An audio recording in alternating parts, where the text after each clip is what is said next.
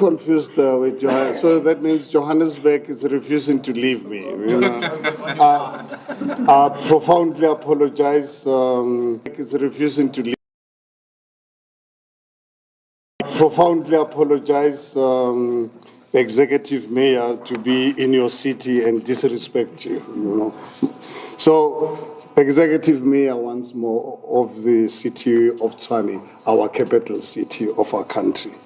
She took over a municipality paralyzed by years of mismanagement, financial instability, and declining service delivery.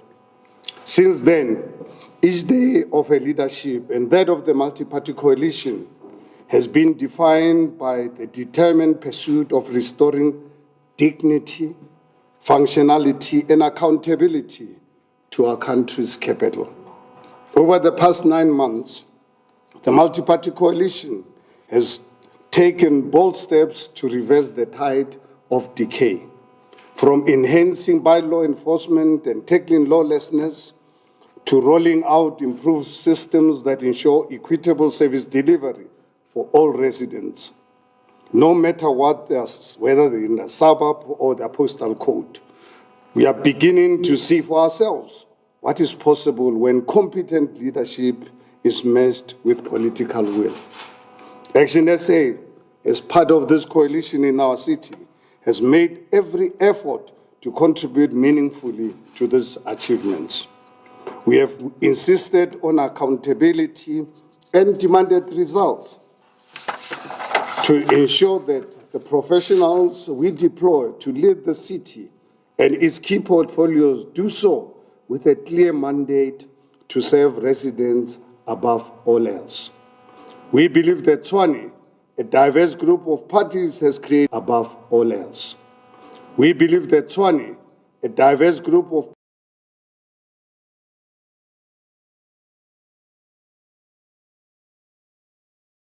the needs of the Metro's residents instead of being caught up in internal political squabbles. Dr. Moya's leadership reflects the standard of excellence ActionSA expects of all its public representatives.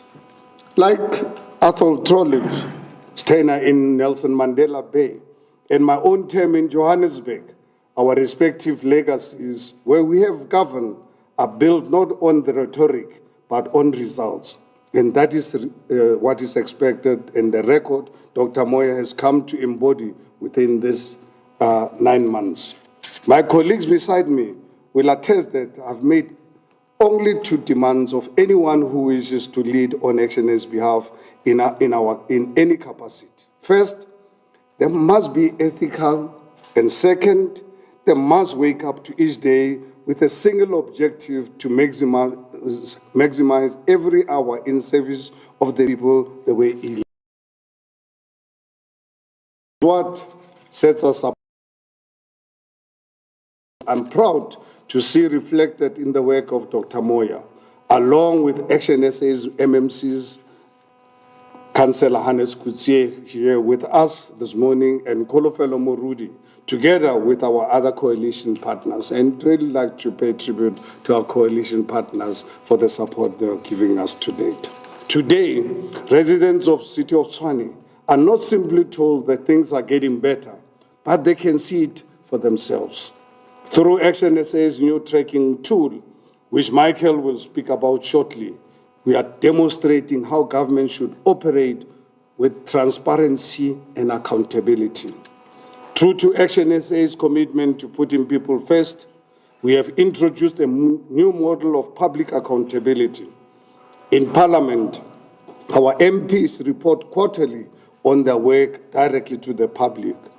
Today, we uphold that same principle by providing residents of our city of Tshwane with clear, measurable indicators of progress they can freely and easily access themselves on our website. Together with our coalition partners, we have made service delivery the heartbeat of this administration. Roads are being resurfaced, water infrastructure upgraded, waste collected more consistently, streets cleaner, and criminals are aware that the tide of lawlessness is turning. This is not a wish list. This is what is being done. This coalition government has become a model of what can happen when political parties set aside ideology to serve as a greater good. Tshwane is far from being perfect, but it is moving forward. And it is doing so because accountability has become the engine of progress. Fully recognizing that coalitions are inherently complex environments requiring respect, cooperation, even sometimes disagreements among partners, ActionSA remains confident that we can continue on this path of recovery for the capital city of our great country. We will continue upholding our strong principles of accountability, ethical leadership, good governance, and above all, putting residents first with an unrelenting focus on delivering results for our residents. It is for that reason, as ActionSA, we've developed a concept called service deliverism. For us as ActionSA, it's about delivering services to our people, and there's a reason why we're in politics. We're not in politics for nothing else than to ensure that we govern and we govern properly. It is for that reason, as we prepare for the 2026 or the upcoming local government election, ActionSA is determined not to be in opposition benches in municipalities we're going to contest. Because being in opposition, you can only make noise like we see opposition parties making noise. It doesn't really serve the residents. You can only serve the residents when you're in government. 29th of August, this party can only serve the residents when you're in government. 29th of August, this party is only going to turn 5 years old. So we're a new baby, but we're proud of our achievements as a political party, given the opportunity to be the government of our capital city. And we are proud of our executive mayor. Very big decision we had to really undertake at the time when we announced our collapse of our previous government that we supported, and decided to put and recommend Dr. Moya to our new coalition partners, and they embraced it, and without any doubt. And I'm happy to be biased. If ever anyone would think I am biased, I'm immensely proud of the work that this young woman has done for this city. Exceeded our expectations. I just want to share something with you that's very important, and it's on record. You remember when we made the announcement as ActionSA that we are going to remove the previous mayor and put in a new one. I'm on record to say the city of Tshwane, if we look at it from a financial point of view, if I was the director, if Tshwane was a business and I was a director thereof, we were going to call for the liquidation of the city. But obviously, the city, it's a city. You can't liquidate the city. That is why you need a new political leadership. And we recommended her. And I can tell you, she was nervous. I was nervous. My colleagues here on the table, all of us were nervous. But we wanted our city to work. And we are proud today that our city is actually turning the tide under her leadership and our coalition partners. And we are proud as ActionSA, like we did when we sent our 6 members of parliament to hold the GNU accountable.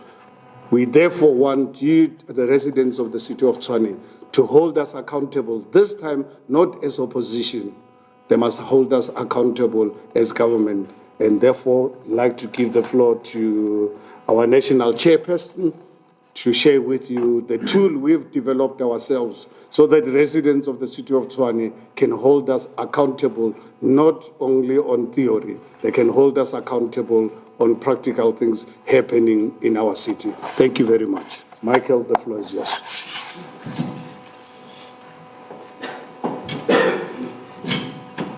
Thank you very much indeed, Herman. A greeting to my colleagues up front, to members of the media who again have turned out in numbers to cover this event. We are very grateful for your continued presence in helping us share the story of the city of Tshwane with the South African people. And to those people who are following these proceedings from home, I greet you all. And it's wonderful to be here talking about service delivery and local government, because in South Africa these days, and it's wonderful to be here talking about service delivery and local government, because in South Africa these days, there is just simply not enough focus on the bread and butter issues of service delivery at a time in which the South African people, now more than ever, are looking for an example for electricity, water, roads, and the basics of local government being delivered. And we are very proud to be here talking about this issue. There's a wonderful anecdote that I'll share. Herman talks about the moment when we decided to participate in the turnaround of the city of Tshwane. In our Senate, we were having the debate, and it was a lot of people talking about how broken the city was and how difficult it would be to turn around. And our Mpumalanga provincial chairperson, Toko Mashiane, pointed to the slogan on our T-shirts, which you see on my chest, "Let's fix South Africa." He says, colleagues, how can we go around professing to fix South Africa if we aren't willing to try and fix its capital city?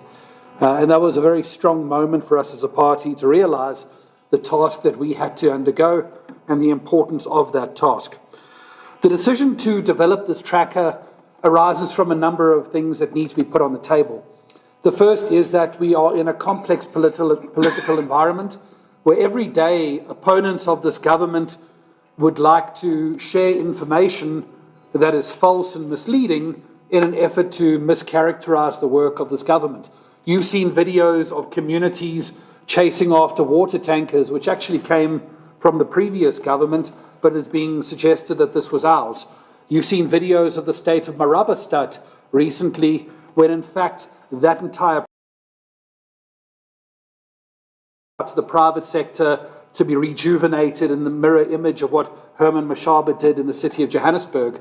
But unfortunately, we live in an era these days where misinformation and the politics of lies often gets more attention than the facts and truth of government, which is precisely one of our motivations in doing this today.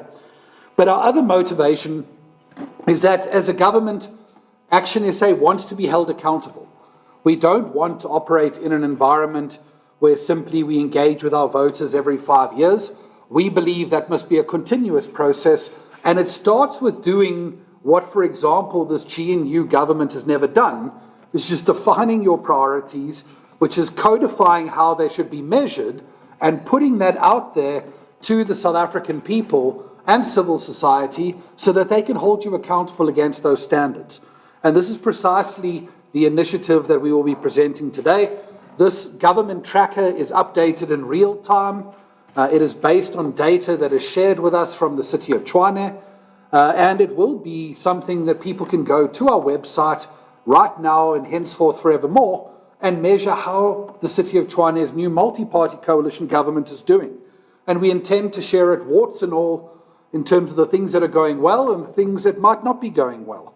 And from our point of view, this was vital. So if we can start going through the tracker, the first thing is it's broken up into 5 themes. Financial stability, which is obvious when you consider how broken the city was. Our president has referred to what the city would have been treated like were it a business when the mayor took over. And the stabilizing of that environment is critical from a point of view of tracking how we are doing. Infrastructure and service delivery for very obvious reasons. That's the bread and butter of local government. And that's where the rubber hits the road from the point of view of the residents of our country. Economic revitalization. It is no secret that the city of Tshwane is not immune from the economic forces of our country, that have left 44% of our residents unemployed and over 60% of young people. And that is why we need to create an environment in the city that is vastly more conducive to those kind of success stories. A safe and clean city. There's a problem with that. It's being addressed by the colleagues to my right. I'm actually quite pleased to say the technical fault comes from the 20-something-year-old to my side and not from the 40-year-old on the platform, which is a relief. But I'm sure he'll catch up in a moment.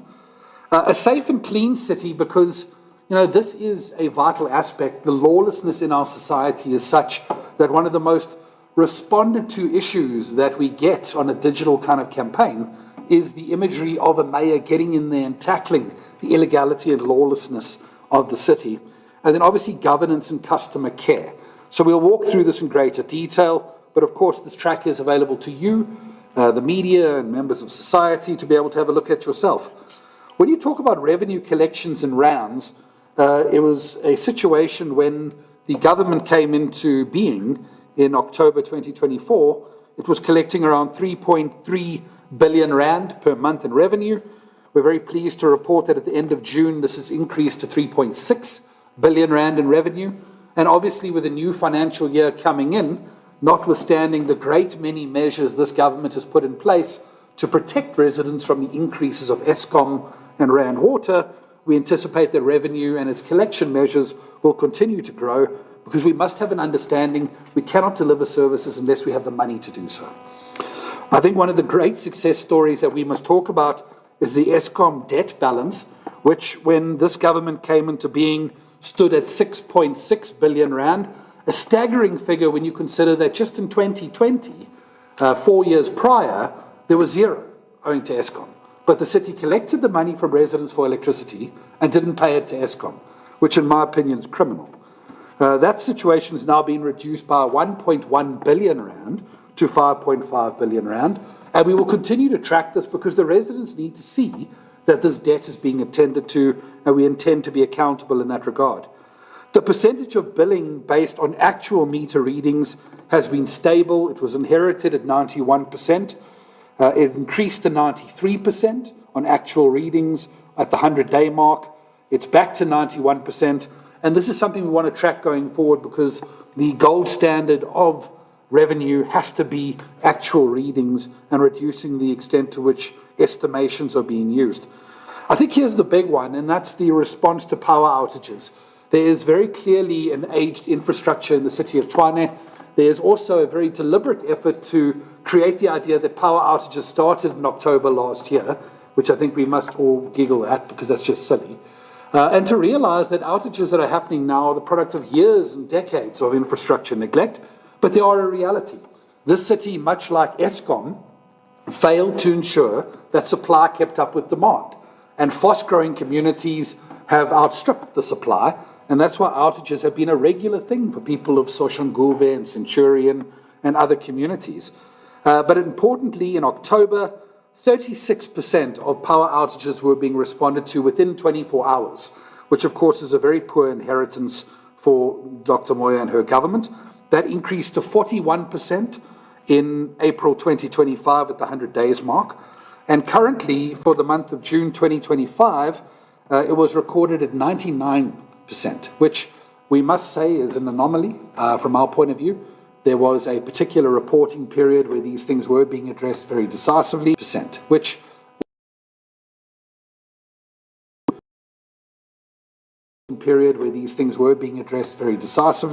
we don't think that that real number is that high at the moment, but it is improving and is something we'll continue to track. And as we track this over a longer period of time, anomalies go away and you get a baseline that's much more stable for us to look at. What is important to say, and I know Dr. Moya will speak about some of these interventions in a moment, is that one of the key areas of this budget was 300 million rand to critical vacancies. And their government's priority number one for the budget that started just 29 days ago was to prioritize the recruitment of the artisanal skills involved in addressing power and water outages. And I think that's a clear statement of intent that will see that number continuing to improve. The percentage of water leaks and sewer blockages resolved within 48 hours, that was inherited as well at 41%. It has increased to 47% at the 100 days mark, and there was a decline to 24% in the month of June. Again, the information we have is in the month of June, overtime is cut back by the city for the end of the financial year, and we anticipate that that number will grow consistently going forward so that there's long-term improvements taking place. But the nature of a tracking tool of this instance is we don't change the data to fit the political narrative. We have to respond to the data in a scientific method, and that's what gives it credibility. If we look at the road state of the city of Tshwane, which is a huge problem that many residents correctly cite, the situation in October was inherited 6,357 potholes repaired. At the 100 days mark, 692 potholes were recorded. Faith in the customer care environment that I think certainly was inherited. The economic revitalisation of the city is a significant part of the equation.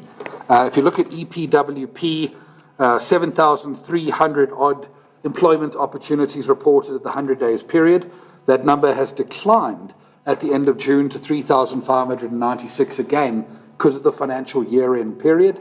But this is going to be a priority of the city that we anticipate will continue to see growth. And important to state that this is a city that very proudly awards EPWP opportunities on a lottery system, so that it cannot be awarded to people based on their political membership, but rather on their rightfulness to access a fair system for short-term work opportunities. The percentage of grass cutting in the city of Tshwane, I know the opposition will be excited about this, and I think we should dish things out to the opposition as well, is that was 56% of areas receiving regular grass cutting at the 100 days mark. That has increased to 69% as of June this year.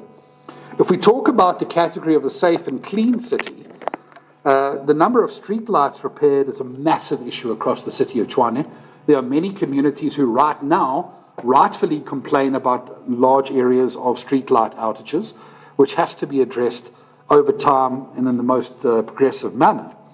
But already 15,000 repairs was the baseline that was inherited at the time of the government being formed, and that number has increased now to around 22,000 streetlights that are operational and repaired. High-mast lighting has been a priority of this government, in particular where the baseline inherited was 0, but importantly that has increased now to 200.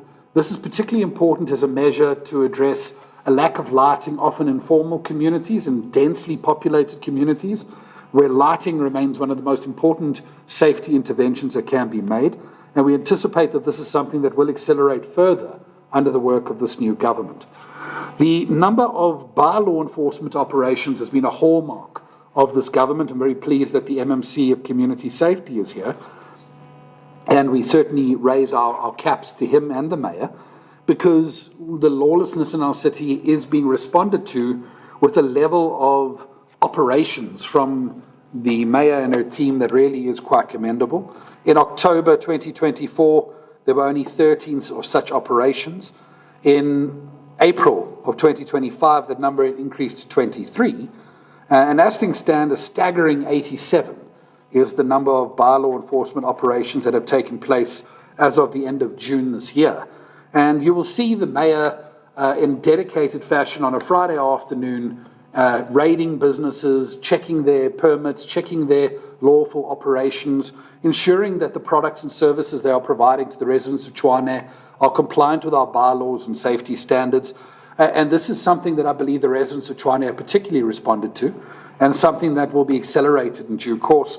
In fact, there are plans in that regard that I'm sure the mayor will speak to in a moment and going forward. I think informal settlements and the servicing of those are particularly important from our point of view. Obviously, what we did is inherited a budget which did not adequately plan for the addressing of informal settlements. We don't need to revisit that, but that is one of the many reasons why we found the previous government unworthy of our ongoing support. And if you look at the number of informal settlements that are officially recognized or known, the amount receiving basic services has not yet increased because of the new budget beginning 1 July. If you go down slightly, you will look at the number receiving basic water services has increased in recent times, and we anticipate that this number will continue to grow rapidly as the new budget kicks in just a month ago. And I think finally, from a governance and a customer care point of view, one of the most remarkable steps that our mayor particularly has led with her multi-party government, and one we support continuing, are the number of mbizos and public engagements going forward. It is our view that government needs to be connected with not just the needs of communities, but the people themselves. And they need to be able to see themselves in their government. And certainly this was an area where previous governments have underwhelmed. In October 2024, an inherited baseline of just 5 such imbizos were had around specific issues rather than a general program. And this has been made a priority where in the first 100 days, Dr. Moya and her government rolled out 18 of these imbizos, and that has increased to 68 at the end of June as a part of a confidence-building program in the city of Tshwane so that people can see their government listens and their government responds to their needs. This is the tracking mechanism we have unveiled for the city of Tshwane. It is something we will build over time. We will listen to what people are saying. We might well be engaged to say that there are other requirements of this tracker that we should be putting in place. And certainly you can imagine when Auditor General reports come out, particularly when they reveal what we anticipate to be improvements in our governance procedures, those too will be added. But ultimately what we are committed to is transparency and accountability. We will put our business out there. We will say to the residents of Tshwane, this is what we regard to be important. And we will invite accountability. Where these numbers are growing in the right direction, yes, we will celebrate them and share them as a clear indicator to the South African people that there is a new political party that has a pedigree in delivering where other parties don't. But at the same time, it is vital for us to identify where things aren't going as well as they should, to own up to that, and to ensure that politically and from a governance point of view, we respond in a manner that is responsible. We have to deal with both sides of that sword, not just the side of achievements. From our point of view, we thank you very much for the opportunity to share this.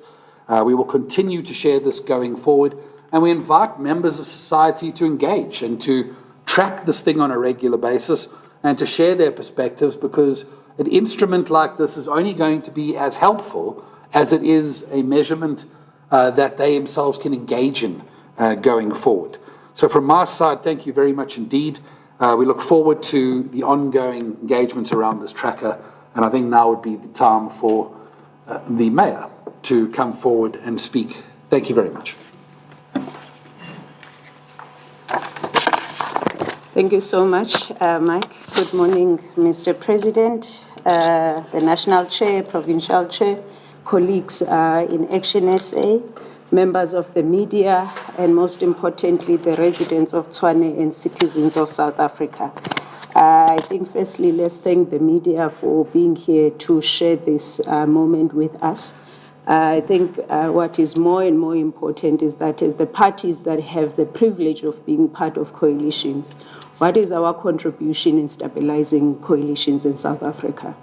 And I think the work that we do in government as individuals that have been given the assignment to be office bearers is just not enough. If the parties that deploy us, that support us on a daily basis, do not play their part as well in ensuring that coalitions in South Africa are stable, I don't think we can get far. So thank you, Mr. President, for leading us as ActionSA in clarifying our offer to South Africa, that when you have us in coalition, what kind of a party are we? And we do appreciate the focus on service delivery, Mr. President, that residents of Tshwane, I have heard them many times.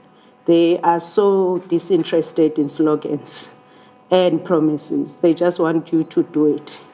And whether it's perfect, whether it's not perfect, they just want you to do it. And I think the energy that we've been deploying with my colleagues in the MECO, together with our colleagues in the legislature in the city of Tshwane, has really been about, colleagues, let's wake up each and every day, do something in communities and take it from there. But in the spirit of today, we're talking about accountability and transparency in governance. I think what is, as I was preparing for today, Mr. President, there's an African saying that cracks me up, but I take it seriously. It goes, when you are peeling ground nuts for a blind man, you must keep whistling so that he knows you are not eating. So this African saying always it gets me because there's a lesson of accountability there. If you are given a task to do something, you must always show that you are doing exactly what you are supposed to be doing. And this tracker is going to take us far. But in terms of where we come from is the Tshwane Coalition, and I think the first question that I received yesterday when the media alert went out, it was, is the coalition collapsing? No, the coalition is not collapsing. I think we can say that categorically. And there's a lot that we have been doing as the coalition partners to say the residents of Tshwane have suffered enough. They can't continue to suffer under our leadership, and therefore, in case and when we have disagreements, which we had, and we have to find ways to resolve those. But I think for us as the coalition, we have inherited a backlog in service delivery. That is not because of what I say, but what the residents have to live within their communities. And we can talk to the backlogs in terms of the institution itself. What is it that this institution called the government of Tshwane was supposed to do and what was not happening? Mr. President reflected a lot on the issues of our financial management as the city. The city did not have a funded budget for 3 financial years. It makes sense to accountants when you put it that way, but to residents, how do we explain is that there were plans, service delivery plans that could not be funded because there was just no money. And that backlog has caught up with us because now we have to deal with very angry residents who are paying for services, but they are not getting return on their investment. The financial management of the city, or rather mismanagement of the city, led to a ballooning creditors book. We know the case about Eskom, where the debt ballooned from 1.2 billion to over 5 billion in a space of 2 to 3 years. And there was a refusal to deal with this because if we could get a deal with Eskom, that means that option was always available, but it was not taken up. We had a ballooning debtors book where the residents of Tshwane stopped paying for services. And for 2 reasons. One, COVID has hit us all, and there are those households that have suffered economically. But there's a protest that the residents staged and said, if you're not going to give us the services that we deserve, we're not going to give you our money. And so we had to deal with the debtors book as well. And also for us, the security of our revenue as the city, which then guarantees the delivery of services to the people, was severely compromised because of that. This financial mismanagement, you would see it on the creditors rating, where the city of Tshwane, even now, we are working on ensuring that we are able to borrow, so we are able to fund our capital budget. We could not borrow as this government for a couple of years because no lender will trust us with their monies if we can't even manage our own finances. For the first time in 2022-2023 financial year, this city received an adverse finding. It has never happened before. And after that, then 2 subsequent qualified audits. And that has really compromised the ability of this institution to be considered a trustworthy partner. And therefore, I just want to amplify what Mr. Mashaba has said, because if the institution is not healthy, you won't be able to deliver on your constitutional obligation. What it meant for the residents of Tshwane is that the service delivery deteriorated across the water leaks that often ran for weeks without any response, the potholes, the street lights that are dark because the municipality could not make an investment on street lights for 4 years. Hence, the city is still as dark as it is. The informal settlements where people were just left to a squalor in informal settlements, there's informal settlements that ballooned from 200 and 20 informal settlements to over 500 informal settlements in a space of 2 years alone. To over 500 informal settlements in a space of 2 years during COVID. And the residents became angry, and justifiable so. And they continue to be angry because what I appreciate about the residents of Tshwane, they know their rights. And I truly appreciate about them. But also one that has really bothered me is then the businesses and the community organizations having seen a necessity for them to continue or to take over the role of municipality in providing basic services to themselves, which is something that any government should never allow, not if those businesses and those community members are paying rates and taxes.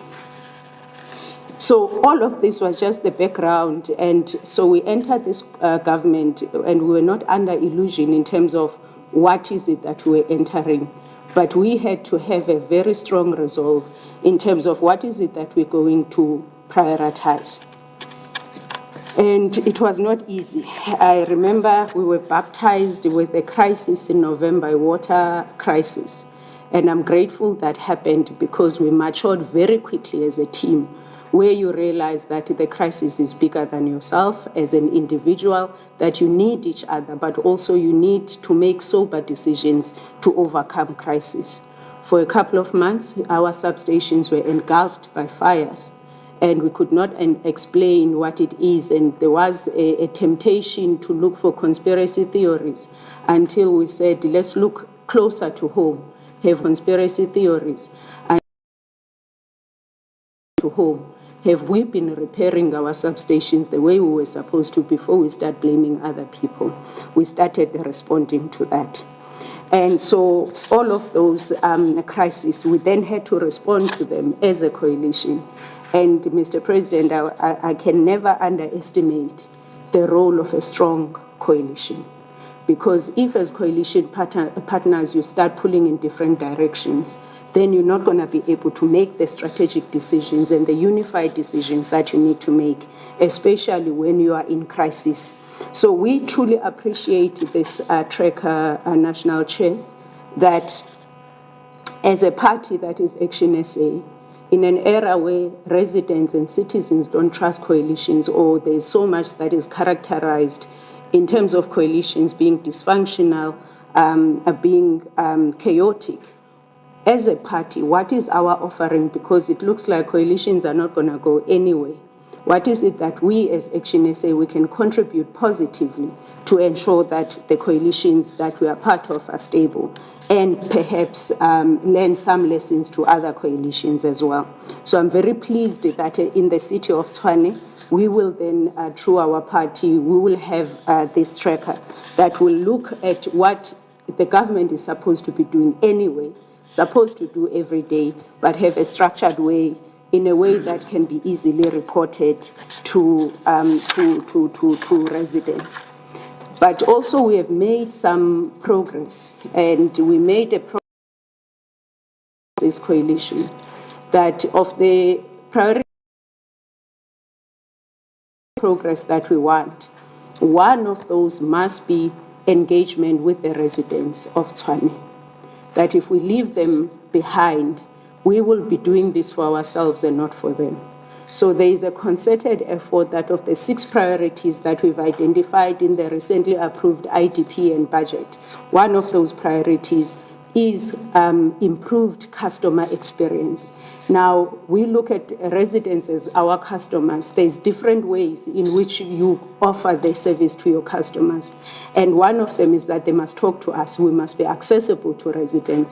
Whether it's me sitting up for an hour before I go to bed and responding to Twitter things and escalating service delivery, whether it's through our WhatsApp channels that we have launched, whether it's through the customer care centers that we are modifying so that it's easier for our residents to interact with in our customer care centers, whether it is about how just the staff and the officials of the city interact with our residents.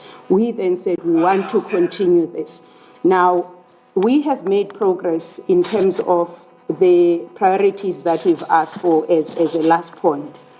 So we now have, and we've communicated this over time, as the city of Tshwane, and I think this should be assurance to residents, for the first time we do have a funded budget. But that funded budget is not supposed to only make us look good on media articles. It must start filtering into communities. What do we do with the funded budget? It must serve the communities. But we don't have a lot of money. So we started making strategic decisions.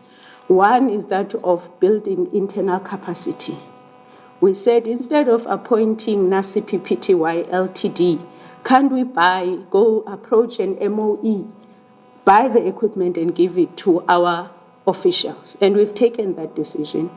We have taken a decision where we had, during an era where theft and vandalism is so rife in the city, we have over 1,200 security guards that were employed by the city and left without training, without PPE, and without benefits. And we've taken a decision to say, let's do what we promise people when we insource them, that is to restore their dignity. And we took a report to the last council meeting where we started phasing in the benefits, and the training of these security guards have started. And this is what we are doing to ensure that we don't only reduce the losses through theft and vandalism, but we are able to tap into our officials to do the work and to do less with the private sector when we don't need them to do the work for us. We have reduced the ESCOM debt by over 1.2 billion now. We're still on track. Because there's a court order that we are following there, so we're still on track. Rand Water, we are on track in terms of, we are one of the municipalities that even when we have our IGR meetings, they will start by saying Tshwane is not owing ESCOM, it's not owing Rand Water and Mahalis. And I think that's important because the mandate of a municipality, first and foremost, we must be able to give residents water and electricity. We have ramped up on our revenue collection. We communicated that we have raised over 99% of the projected revenue for the financial year. And those are the initiatives that we say, if we get this right, if we get our finances in order, if we continue to engage our residents, if we can share the plans that we have to grow the economy of this city, if we keep cleaning our city and make it safe, we will be able to give the residents the basics that they are looking for. Every Friday morning, Mr. President, without fail at 7:30, we summon the MECO, we summon the senior management of the city, where we really get into the details. And the question in those service delivery war room, which lasts for 90 minutes, is, are we delivering on the mandate that the Constitution and the residents of the city have given to us? And we believe that with all those interventions, together with the approved plans that were approved by council, that we will be able to take this city forward.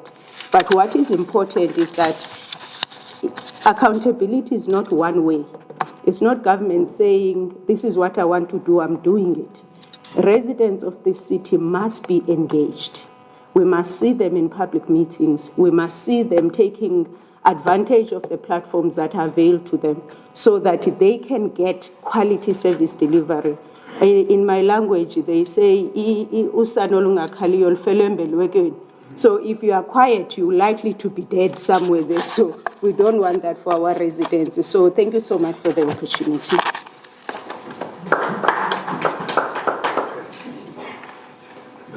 Thank you very much, Dr. Moya. I will now open up the floor for questions from the media. If you can please raise your hand and indicate your media house, and then pose your question. One, and then two. Go ahead.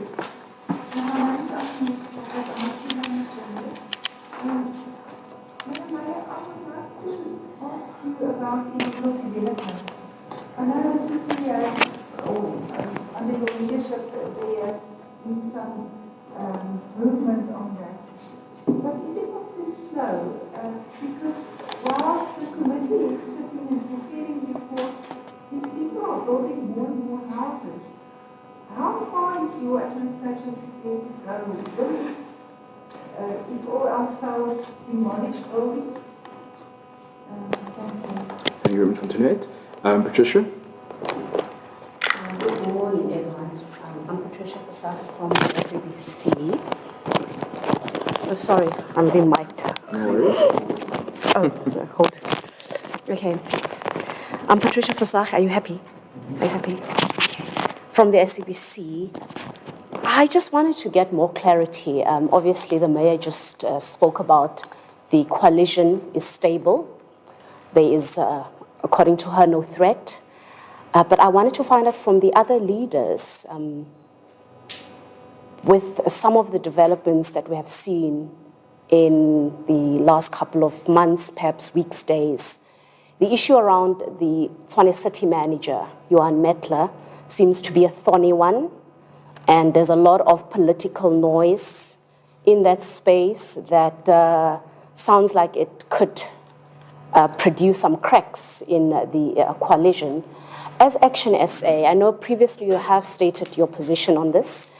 Can you please just reiterate what your position is on the future of the Tshwane city manager and perhaps the other senior managers, the section, I think, 56 senior managers in Tshwane? What's your position on this? As some of them, are on tenterhooks. You don't know what's going to happen there. And there are political rumors that are very strong that the city manager's days are numbered and they want him out.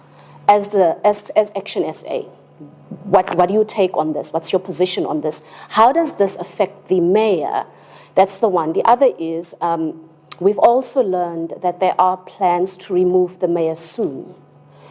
Is ActionSA aware of these? Are you aware of some of these plans that are brewing, that they are first looking to remove the city manager and thereafter they're going for the mayor? Are you aware of this, what's happening, and what are the plans perhaps for the party to protect the city manager and the mayor should you be in that position? Thank you very much. What I'm going to have to do is have Dr. Moya answer the first question directed to her from Antoinette, followed up by Michael, and then Mr. President to do the closing. Dr. Moya? Thank you so much. So, Antoinette, the issue of the illegal townships, there's 17 of them. And you can appreciate the complexity because these illegal townships have been there as early as 2002. And the problem or the complexity has gone, has become so large that you've left the problem for so long that we can't then resolve it within 2 months. So what I can share with you, yes, you are correct. There is a submayoral committee that we put together to say we don't want to focus on one illegal township or the other. We need to treat these 17 illegal townships equally. So what they have done, they've already brought the report to the NACO in terms of what is the preliminary assessment of the 17. Obviously, for us as the municipality, we are guided by the bylaws and the legislation in terms of, for you to have a development, what are the preconditions and pre-requirements that a certain development must meet. And so they have already brought to us that. The second one was then to say, now that we have these preliminary recommendations, there are illegal townships that can be normalized in terms of their preliminary assessment, but there are those illegal townships that they don't have bulk infrastructure where they are on the urban edge. And we are then saying, can you please bring a bylaw that we can then take to council so that we can make these recommendations to council. So it's not too slow, because I think if we go too fast, we're going to miss steps. So we need to take a recommendation to council where we give council options to say, this is the assessment that has been done, this is the piece of legislation or policy that we can use should you agree with our way forward. One of the terms of reference to the submayoral committee is that they must engage the leadership of these illegal townships. If you know the illegal townships that I'm talking about, if you go to Moshate Gardens in Harangua, I mean, those are mansions. If you go here in Louisfontaine, we talk about mansions. When you go there, you wish you can just normalize, but there's a message that must go to our residents and these pseudo-developers. this thing of grabbing land and hope for the best must stop. So we also, in our approach, don't want to encourage people grabbing land, developing land, scamming people in the process, because most of these illegal townships, they are built on private land. So as council, we will have to be very circumspect in terms of what is the message that we are sending to potential criminals who may be saying, if they can get away with it, we'll also get away with it. So there is the stakeholder engagement that when they brought the preliminary assessment, we then say, go test the environment with these, the residents or the leadership in those illegal townships, and tell them that one of the things that we want to recommend is that they must contribute. If they would get to be normalized, how will they contribute to bulk? Because that bulk infrastructure cannot be paid for by other residents while they have done something criminal. So that's one of the things. So I don't think it's one thing that I would like to rush, but we did give a deadline that by September we must have a direction, whether to take the policy to council, but the work must continue in the background in terms of those terms of reference. I know that this is, the question is not to me, Patricia, but I think it's important that I also say it on record. I did put it to council, but the work must continue in the background in terms of those, because we are working with the MAC of Cocta, and the last conversation we had with him was that he is working with the Minister of Cocta in how we approach as a country, how do we approach this non-compliance. But I thought it's important that I outline where we are in that regard. Of course, for us, the moment there's clarity in terms of what is the way forward, and by the way, just to say, this issue of non-compliance we're talking about to these Section 56 managers, it's an issue of the constitution of the panel. The regulation says you must have one councillor. But in all these interviews, and I'm talking about interviews that happened in 2022 and 2023, there were 2 councillors that were part of the panel, similar to the CFO in Ekurhuleni. So this is the non-compliance that the Cocta at province and Cocta national assist with. I thought it was important that I touched on that, but thank you so much.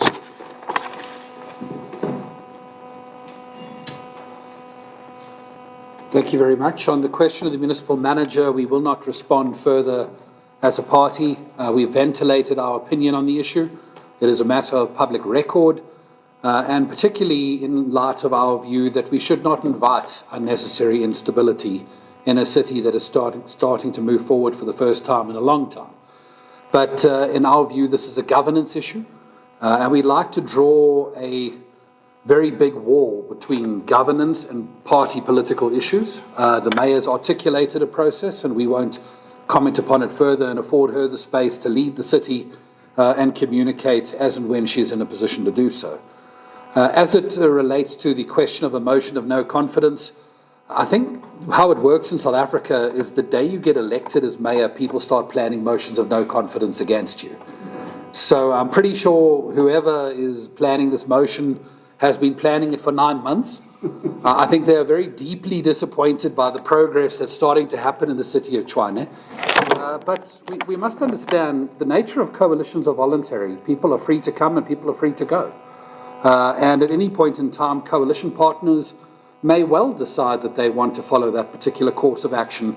As a political party, the only security you have is whether or not you are delivering in such a manner that the residents would defend you and your record as a mayor. And what I will depart with as an idea is this.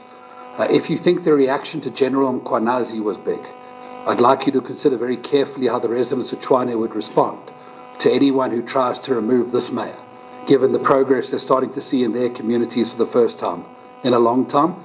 And I wish that political party good luck in the idea.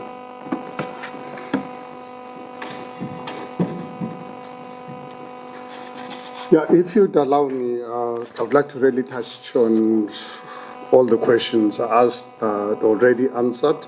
I think to really also come from me directly, already answered.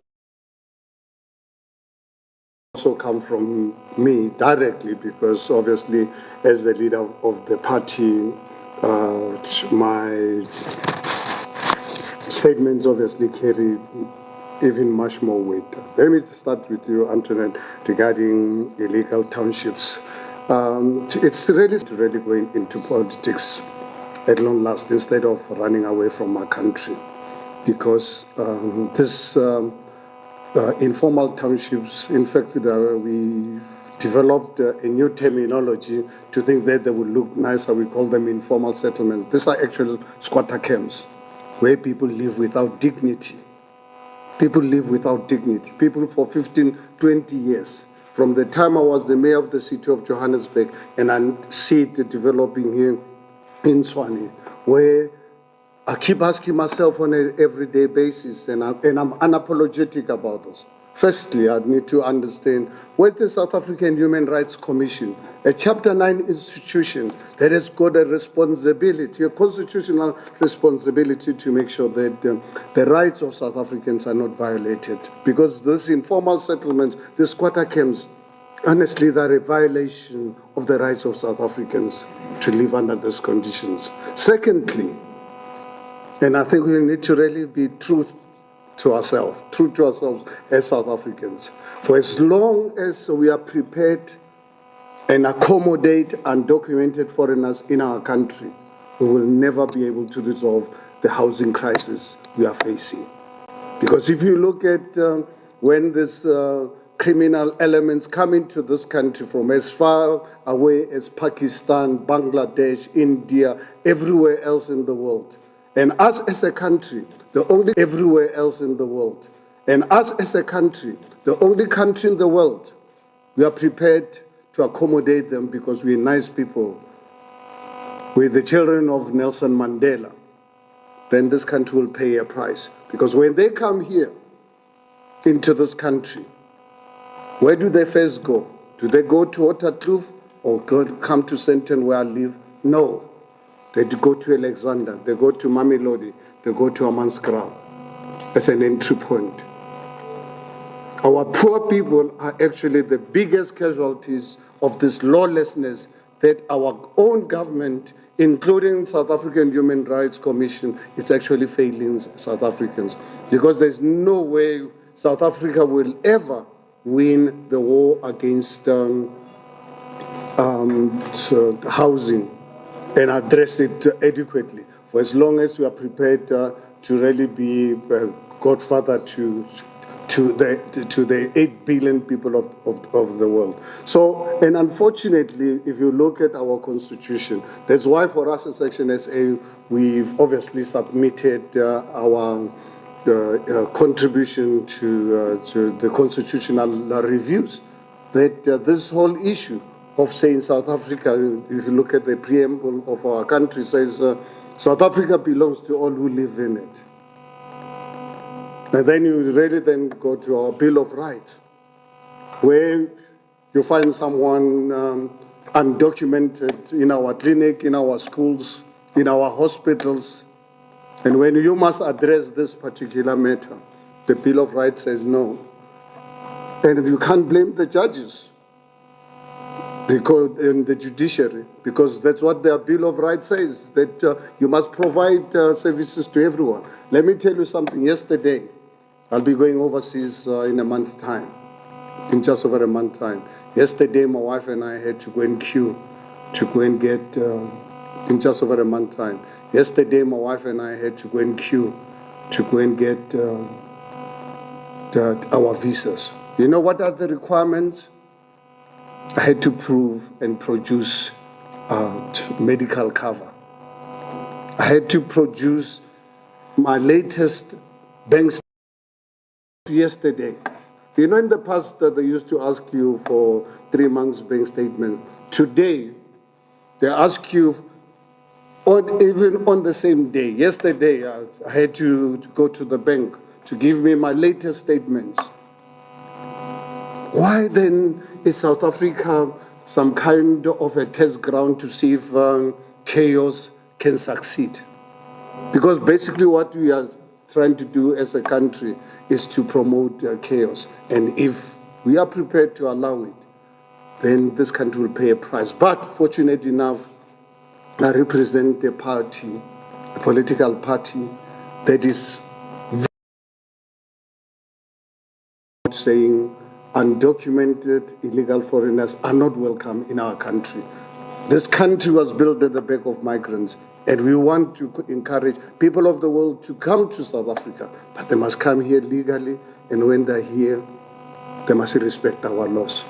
South Africa cannot afford at the moment to provide health care to our own people. Therefore, if anyone expects us to provide free health care to 8 billion people of the world, then ActionSA will be unapologetic against that. And that's what unfortunately leads to all these informal settlements. And obviously, because we don't live in a dictatorial environment where, or under apartheid national party government, where you can just remove people of Hammanskraal as and when you feel. You just wake up, you don't even have to tell them. And my family over the years have just been moved from time to time, not even get a decency of being informed that they were going to be informed. Today, unfortunately, in a constitutional democracy, before you move people, there are certain processes you need to follow. Patricia, regarding the issue of the city manager, I think Michael has covered that sufficiently. We, as a party, we like to leave this matter to senior managers. It's an issue that the mayor will properly address in a professional and proper and legal manner. And removing the issue of, regarding the issue of the removal of the mayor, I'm sure you're aware that process of the removal of the mayor actually started 2 months before the mayor was elected. As soon as I personally made the announcement that we are going to remove the mayor of the city of Tshwane, there was already a motion against her. I'm sure you remember very well. That campaign, massive campaign was launched against me, attacking me, insulting me. But fortunate enough, we are not prepared, longer prepared for people of Mamelodi, people of Atteridgeville, Ga-Rankuwa, Hammanskraal, not to get the services from the government, which was reliant on our support. So obviously, if anyone wants to bring the motion of no confidence, we live in a constitutional democracy, and South Africa has entered the era of coalition. The city of Tshwane, no political party has got has got outright majority to govern on their own. And if anyone wants to come out with a motion of no confidence against our mayor, for us as ActionSA, we know that's something that we shall await with great anticipation. And as Michael said earlier on regarding misreading the mood of a country, anyone today in this country attacking General Mukhwanazi, wait until anyone comes out with a motion to remove one of the most hardworking mayor, saving not only ActionSA members, for the first time to see the mayor who's saving all the residents of the city of Tshwane. So we shall await. Anyone is most welcome to really bring that motion of no confidence, and we will react to it as and when it happens. It's well and good to comment on rumor, and I'm one person, even in my personal capacity.